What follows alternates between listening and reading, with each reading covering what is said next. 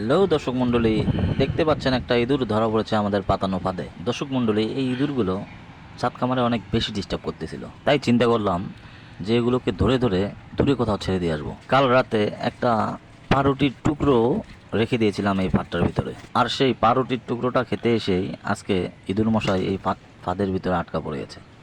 কিচ্ছু করার নাই ইঁদুর মশাই, আজকে আপনার এই বাড়ি ছাড়তেই হবে। দর্শক মণ্ডলী, এই ইঁদুরটার দাঁত কতটা ধারালো আপনাদেরকে একটু দেখানোর চেষ্টা করি।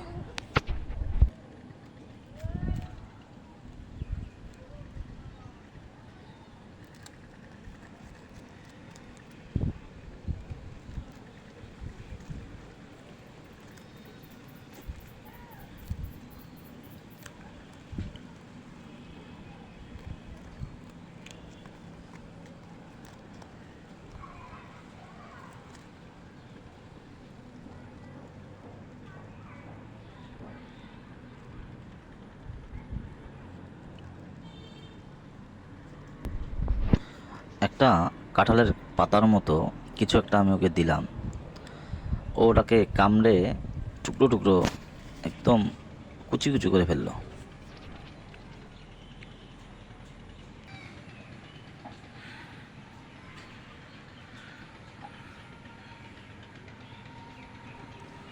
যাই হোক দর্শক মণ্ডলী, এই বেটা ইঁদুর আমার ছাদ কামড়ের মোটামুটি ভালোই ক্ষতি করে ফেলেছে।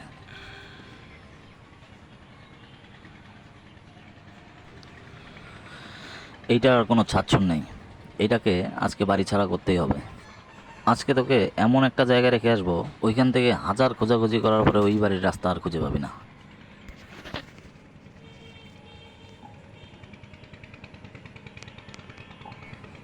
দর্শক মণ্ডলী, আপনাদের খামারে যদি এই ধরনের দুষ্টু ইঁদুর থাকে, ভুল করেও এদেরকে প্রশ্রয় দেবেন না, তা না হলে কিন্তু এরা আপনার খামারের 12টা বাজিয়ে ছাড়বে।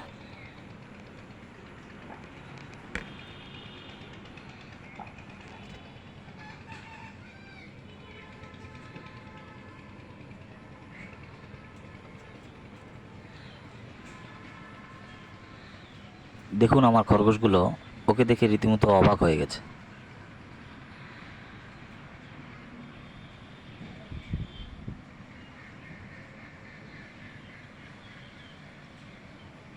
খরগোশটা দেখতেছে আর ভাবতেছে হয়তো বা যে এটাকেও কি আমাদের সঙ্গে পালার জন্য নিয়ে আসলো নাকি।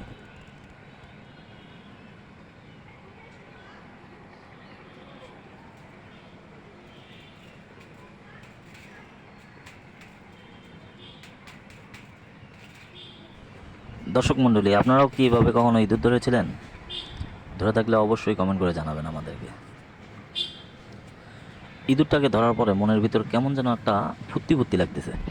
আপনারা হয়তো বা ভাবতে পারেন এখানে কারো সর্বনাশ, আবার কারো পৌষ মাস, কিন্তু না দর্শক মণ্ডলী, আপনারা যদি জানতেন এর জন্য আমার কতটা লস হয়েছে, তাহলে আপনারা এমনটা ভাবতে পারতেন না। যাই হোক দর্শক মণ্ডলী, এই ইঁদুর কাহিনী যদি আপনাদের পছন্দ হয়ে থাকে, তাহলে ভিডিওতে অবশ্যই একটা লাইক করবেন।